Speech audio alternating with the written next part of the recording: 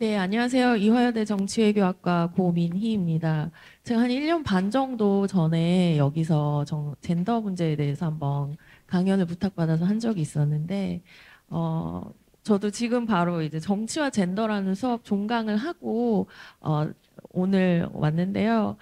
사실 아까 지금 말씀하신 세대라든지 지역이라든지 젠더라는 부분들이 점차적으로 중요해지고 있고 이런 것들을 어떻게 이해할 것인가에 대해서 뭐 저 자신도 개인적으로 생각을 해보고 있지만 아까 말씀하신 어떤 교육적인 부분에서도 이런 것들이 많아지면 좋겠다는 생각을 개인적으로 한번 해봅니다. 제가 오늘 토론할 방향은 뭐 젠더만은 아니고요. 오히려 아까 많은 분들이 정당 제도화라든지 정당 일체감에 대해서 많이 얘기를 해주셨는데 저 같은 경우에는 이번 선거뿐 아니라 이제 한국 정치 전반에서 후보자, 개인들이 얼마나 중요한 것인가에 대해서 조금 초점을 맞춰서 얘기를 해보고 싶습니다.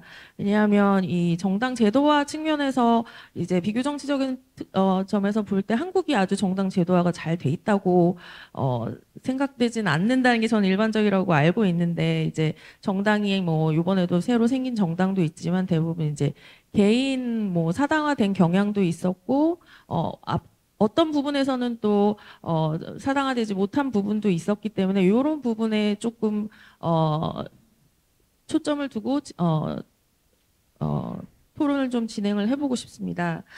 먼저 아까 전 기자분께서 말씀해 주셨던 왜 민주당이 이 정도밖에 이게 지지를 얻지 못했는가에 대해서 사실 조국 혁신당이 후보를 냈더라면 어땠을까 저는 이런 생각도 해봤거든요. 아까 이재목 교수님도 말씀하셨듯이 4, 50대 거의 75%가 민주당을 지지를 했다는 것은 어느 정도 민주당을 지지한 부분도 있지만 이 전의 선거를 보면 예를 들어서 조국 혁신당에 대한 어떤 조국 개인에 대한 또 팬덤이라든지 이런 부분도 컸기 때문에 그런 어떤 카운터 팩추얼 같은 부분도 중요하다고 보고요. 반대쪽에서는 이제 후보 단일화를 계속 꽤 했지만 실패했던 부분 그렇기 때문에 이제 앞으로의 선거에서는 아무래도 뭐 정치 양극화에 기반한 양당 중심의 두 후보 체제로 이제 관리를 하지 않을까, 관리해야 되지 않을까, 특히 보수층에서는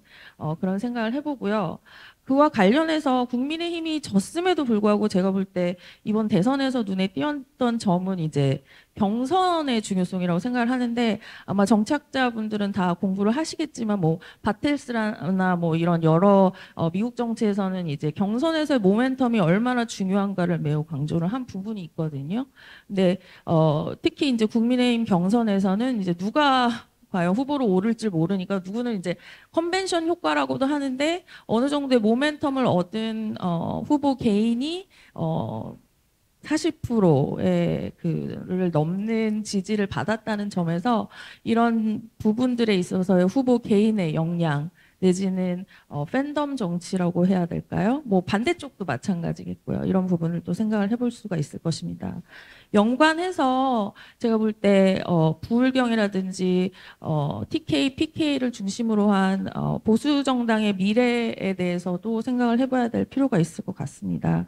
이재목 교수님 발표에서도 보듯이 특히 이제 국민의힘이 부울경에서 지역적 기반이 좀 약해진 것으로 보이는데, 저도 사실 왜 TK와 PK가 다른 정치적 패턴을 보이고 있는지에 대해서는 사실 뭐 잘은 모르겠습니다만, 뭐 아까 얘기하셨던 인구 구조라든지 인구 이동성이라든지, 이런 부분에 대한 조사가 필요할 것 같고, 다만 이제 그렇다고 해서 지지가 약해졌다고 해서 대표성이 약화되었느냐 이 부분에 대해서는 조금 생각을 해봐야 될 것 같습니다.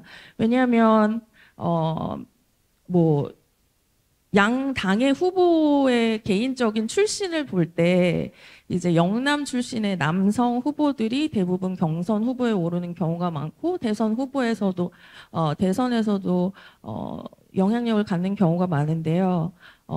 또 미국 정치로 돌아가면 뭐 서던 데모크래트가 거의 이길 확률이 크다. 뭐 빌 클린턴부터 또 마찬가지고 물론 오바마가 그걸 깨기는 했지만 여러 부분에 있어서 확장력을 봤을 때 이제 영남 출신의 진보 남성이 많은 경우 팬덤을 확보하는 경우가 많고 이런 부분이 어떤 식으로 이제 청년층에 어필이 되는지에 대해서 사실은 조금 더 연구가 필요할 것 같습니다. 아까 한정훈 교수님 발표에서도 보셨듯이 꼭 MZ 세대가 진보적인 경향은 없으나 반권위적이라든지 반기득권적인 생각은 가지고 있다는 생각을 하거든요. 그래서 민주당, 국민의힘 공이 사실 소위 말하는 정치 엘리트 계층을 볼 때는 사실 20대 청년, 특히 남성들이 많은 일체감, 정당 일체감과는 달리 뭔가 효능성을 가지고 있지 않을 수 있다는 생각이 많이 들고 이런 부분을 어떻게 국민의힘이 극복을 할 것인가. 또 민주당도 저는 마찬가지 숙제를 가지고 있다고 생각을 하는데요. 지금은 민주당이 굉장히 단일화돼 있고 응집되어 있기 때문에 그런 부분이 보이진 않을 수는 있습니다만은 앞으로 당대표가 누가 되는지 어떤 식으로 당을 이끌어가는지 뭐 분당이 될 수도 있고 안 될 수도 있겠지만 이런 어떤 정당 제도화의 강약의 변화에 따라서 이런 변화도 추동이 될 수 있다고 생각을 합니다.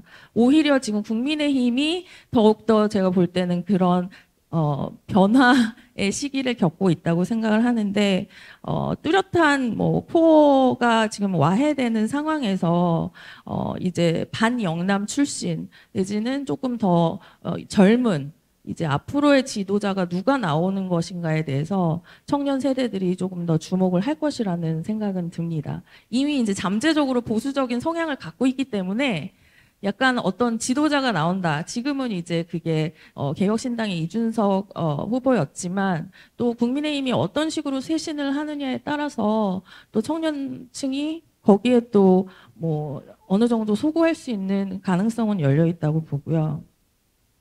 그런 점에서 또 다시 미국 정치를 돌아가면 국민의힘 지금 민주당도 그런 정체성의 위기를 겪고 있잖아요. 누가 뚜렷한 뭐 공화당은 트럼프가 있고 이런 식으로 어느 정도 굉장히 스트롱맨을 원하는 지금 시대인데 민주당도 지금 뚜렷한 프론트러너가 없는 상태에서 이제 굉장히 기반이 약해지는 경향을 보이고 있고 그런 부분에 있어서 정당 일체감이 지속될 수 있느냐 이런 부분에 있어서 지속될 수는 있겠지만 그것이 과연 항상 어떤 정당 투표로 이어지지는 않을 거라고 생각은 듭니다.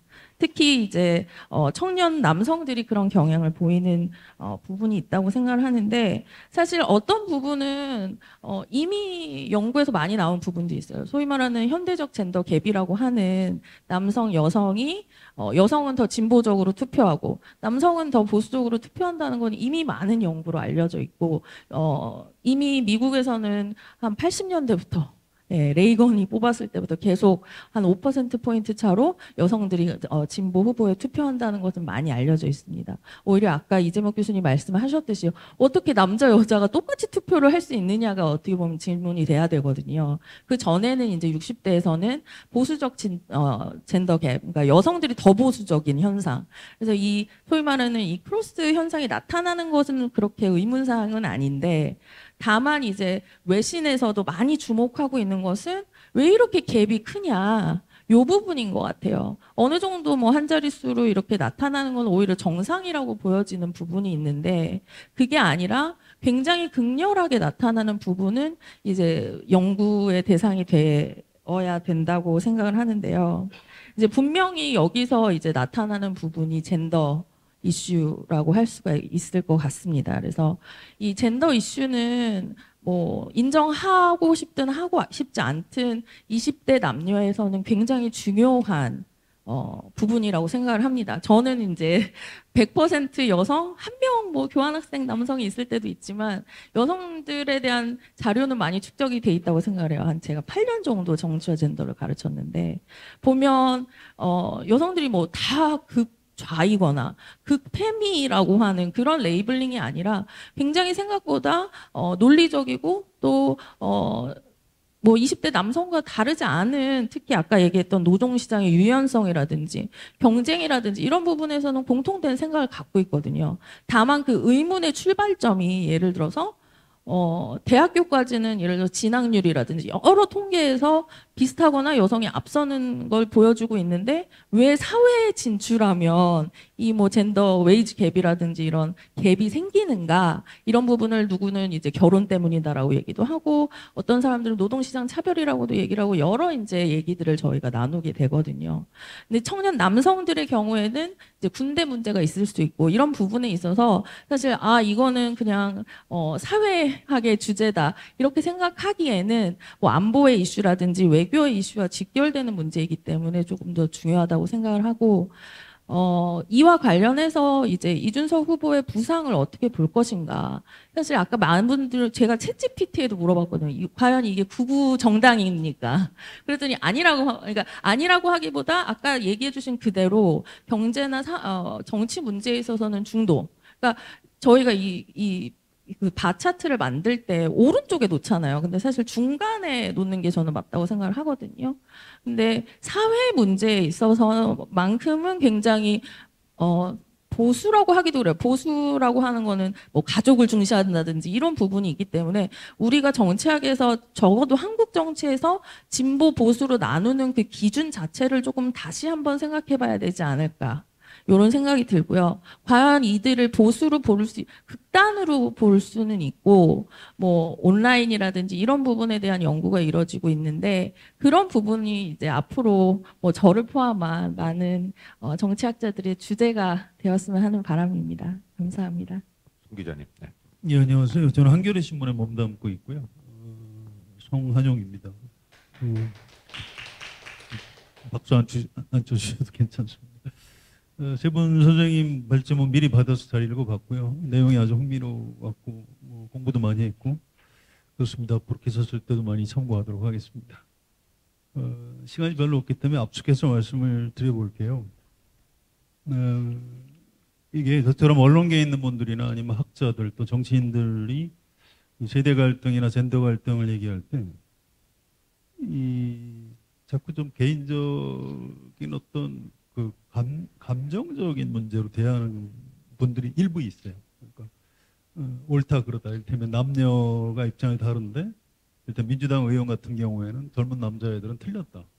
젊은 여성들은 옳다. 이렇게 옳고 그름의 문제로 접근합니다. 틀렸습니다. 그 태도 자체가 잘못된 거예요.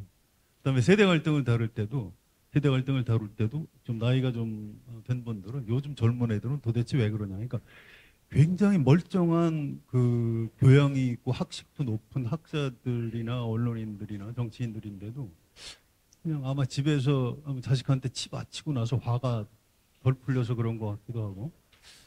그러니까 이거를 어떤 현상이 벌어질 때 그거를 냉정하게 좀 이해를 하고 일단 현실로 받아들이고 난 다음에 분석을 하고 이게 문제가 있다면 어떻게 대처할 것인가 이렇게 접근을 해야 되는데 의외로 그렇지 않은 경우가 참 많습니다. 그래서 좀 우리가 좀 조심해야 된다 말씀 꼭 드리고 싶고요. 아무튼 끊임없이 이 탐구하고 대화를 해야 뭔가 변화하는 현상을 그나마 좀 이해할 수 있고 이게 문제가 있다면 이걸 어떻게 해결하지 여기에 대한 해법도 좀 같이 토론을 시작할 수 있는 것 아닌가 이렇게 생각을 하고 있습니다. 김한나 교수님 발제문 중에서 아까 소결 부분에 해당하는 게 저는 이 부분이 좀 흥미롭다고 봅니다. 이를테면 남성 20대 남성, 20대 여성 정치적 성향이 확 다른데 이게 이념적 태도에서 예를 들어서 여성차별 해결, 사회적 약자 원리 보장, 대북인식, 기후위기 같은 이런 이슈에 대해서는 남성과 여성의 차이가 매우 크다.